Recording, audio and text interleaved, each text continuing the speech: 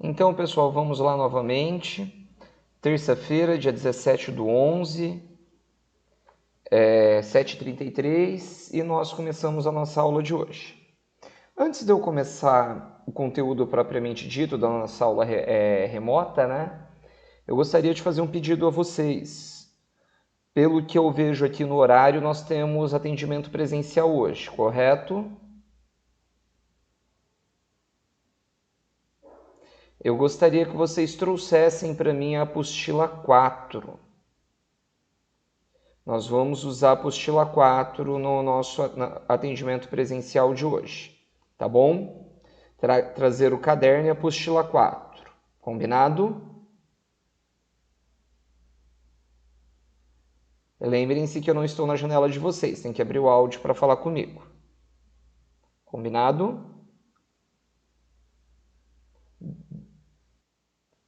Beleza. Quem vier, eu vou fazer aqui um apanhado de um conteúdo importante que nós já estudamos. Pessoal, então eu vou dar início aqui à nossa aula de hoje. A gente já caminha para o final do nosso material. A gente vai falar de vilas e cidades na colônia nos séculos 17 e 18. E a gente vai falar um pouquinho aqui das diferenças entre as vilas e as cidades no Brasil colonial, certo? Então, a primeira coisa que nós temos que saber é que as vilas... Espera aí que entrou alguém. Estou indo liberar. Bom dia, Rick. Então, as vilas e as cidades que surgiram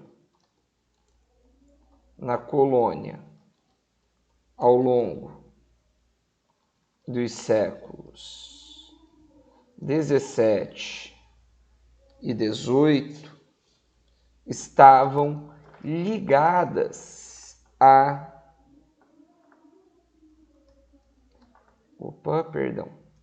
necessidade de ocupação do território pelos portugueses. Professor, o que isso significa?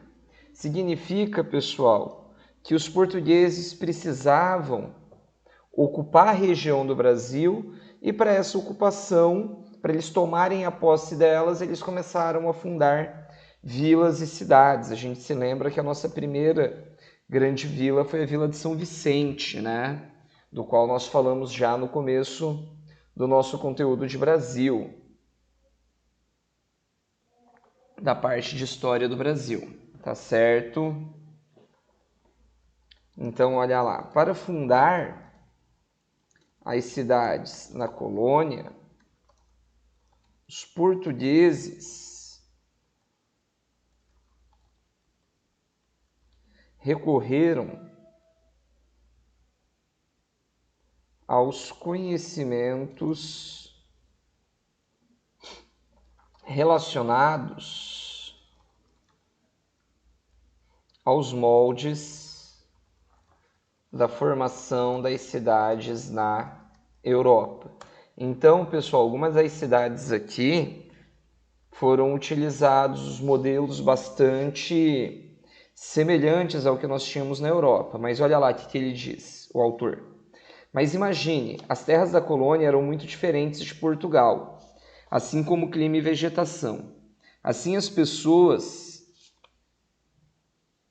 que vieram viver na colônia também tinham necessidades diferentes daquelas de Portugal. Então, vamos entender o seguinte. Todavia, as cidades na América Portuguesa traziam uma realidade diferente da de Portugal. Inclusive, as necessidades do povo por clima e região eram também diferentes. Certo? Então a gente tem que ter isso em mente. As cidades passaram a ser formadas na região litorânea. Isso, pessoal, devido à necessidade.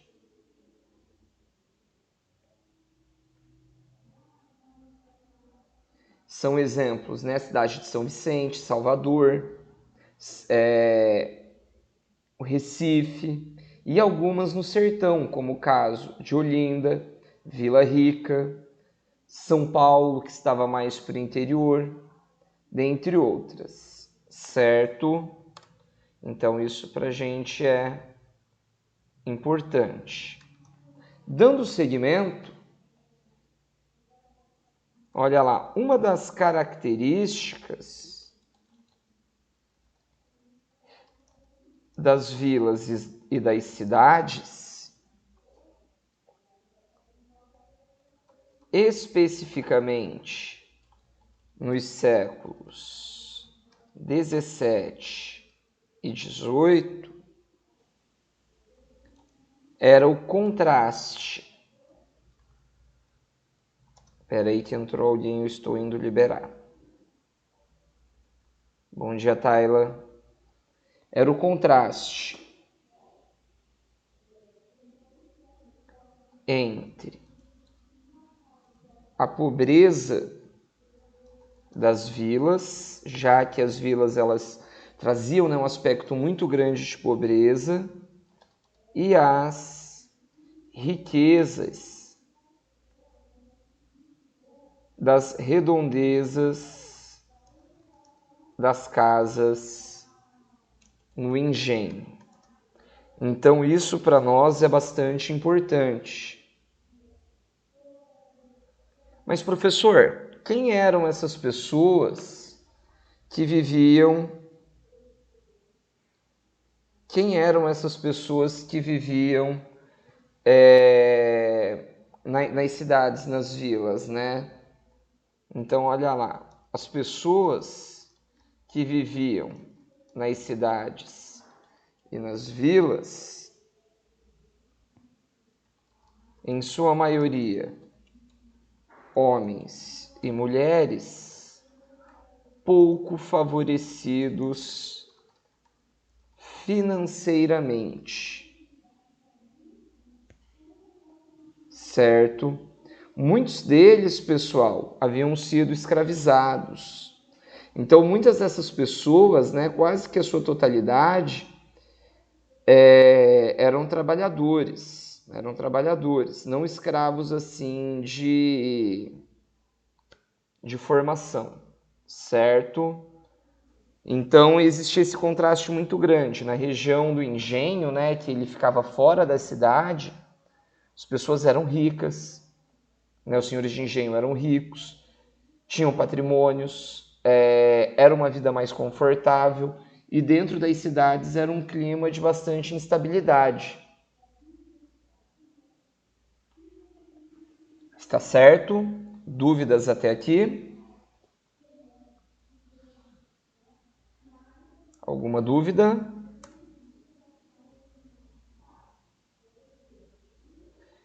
Então, como vocês me disseram que não, a gente já parte aqui para o próximo tópico. Então, nós vamos falar agora um pouquinho da cidade de Salvador. Professor, a cidade de Salvador é importante para nós? Muito, pessoal. Muito, muito, muito, muito. Então, olha lá. Salvador, cidade conhecida como São Salvador da Bahia de Todos os Santos, foi escolhida como a primeira sede, como a primeira sede do governo português na colônia. Tão importante quanto, pessoal, é entender que essa cidade fora fundada em 1549, seguindo o antigo molde,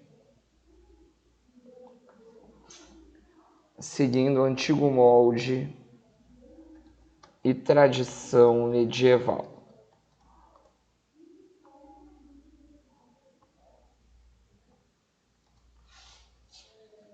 Então, pessoal, em Salvador, os primeiros representantes do governo português ali tinham responsabilidade de administrar a colônia. O açúcar era produzido na região, que dava bastante lucro.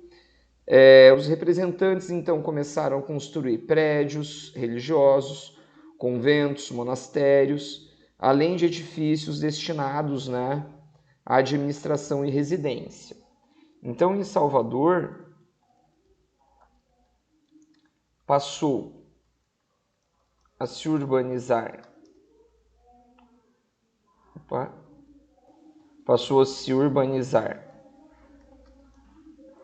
Pautado na construção de prédios,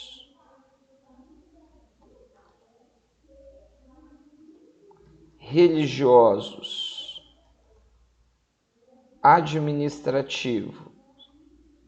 Espera aí, deixa eu arrumar aqui que essa vírgula não existe. Administrativos ou residenciais que viriam a promover a ocupação da cidade. Então, isso para nós é importante. Também eram feitos espaços públicos, como as praças.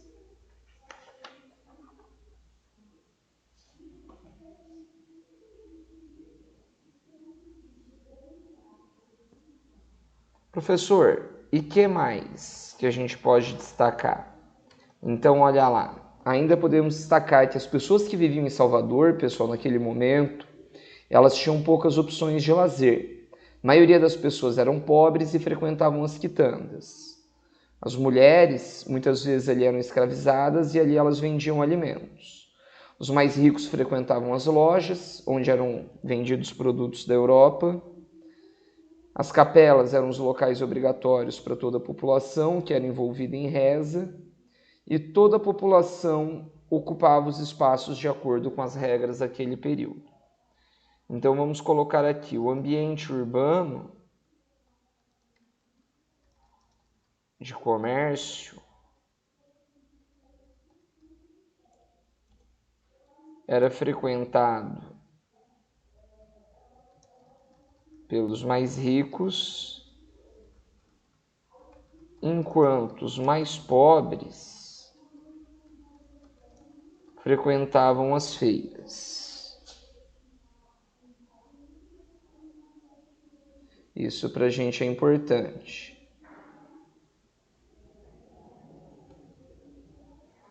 A população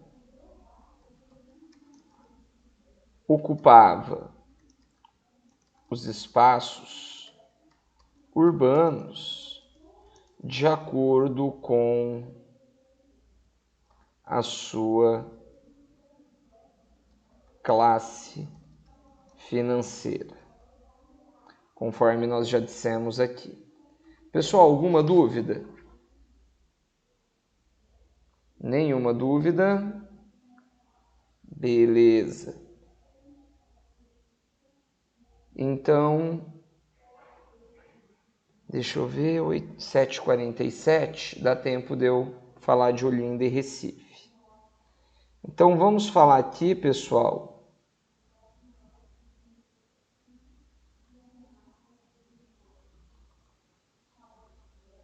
da cidade de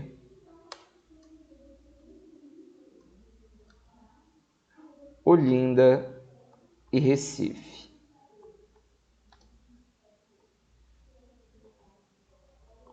Vou abaixar aqui, depois eu já vou postar o quadro para vocês, tá? Então não se preocupem.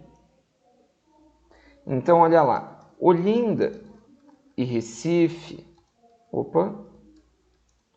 estão ligadas principalmente pela sua proximidade territorial. Isso para a gente é bem importante, certo? Olinda era a capital de Pernambuco.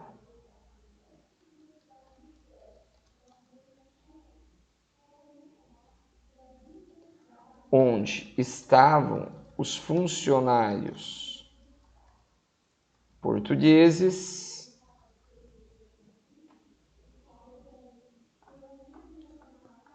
que urbanizaram a região, construíram prédios e tudo mais.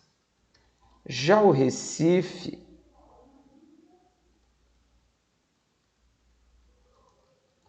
era local do porto, da capitania. Oi. Não, o professor digitou errado. O professor copiou e colou. É Olinda e Recife. Perdão, obrigado, Ana. Às vezes a gente passa batido, tá tão no automático. Deixa eu até tomar um gole de água para eu dar uma respirada. Obrigado pela correção. Então, olha lá, pessoal. Neste local habitavam muitos dos pescadores na região, que eram também responsáveis pelo porto. Isso para a gente é interessante.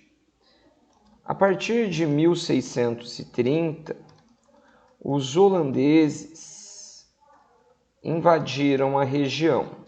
Lembra que a gente falou do Brasil holandês com João Maurício de Nassau? Exatamente nesse ponto. Nas lutas entre holandeses e colonos, Olinda acabou sendo incendiada. Ou seja, a cidade foi destruída. Certo, pessoal?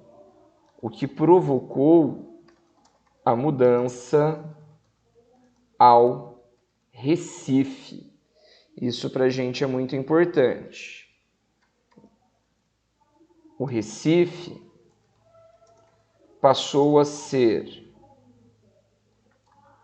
construído com o dinheiro da UIC, a Companhia das Índias Ocidentais, se tornando um polo comercial na região.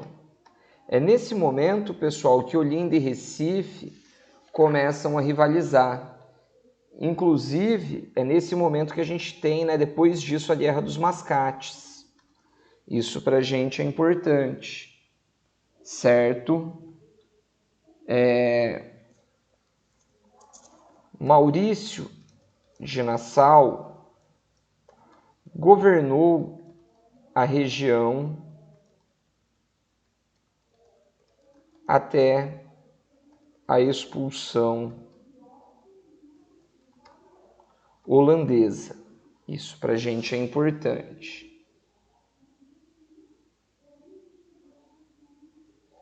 A partir daí, portugueses,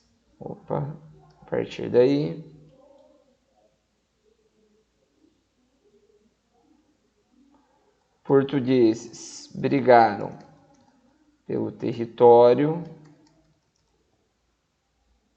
e a expulsão se deu em 1654. O Recife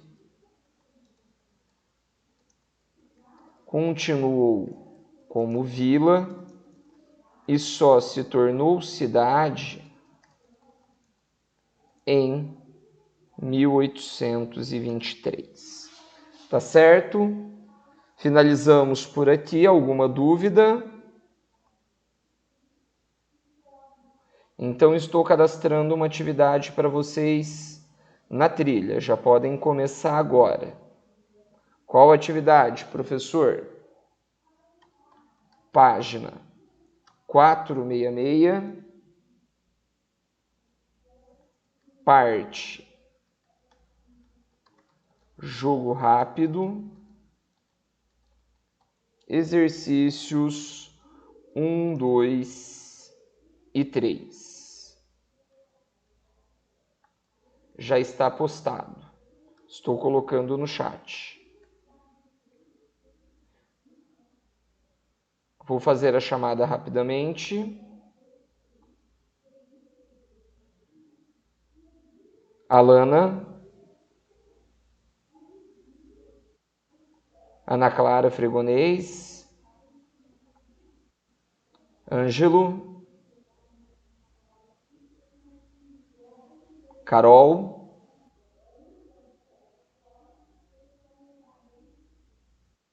oi, Ana Clara, Manu,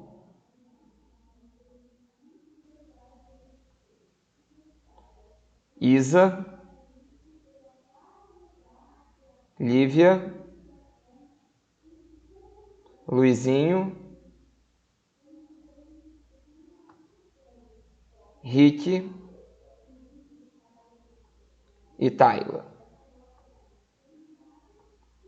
Pessoal, só antes de eu parar a gravação, então, reforçando, peço que vocês tragam o caderno e a apostila 4 para mim, tá bom?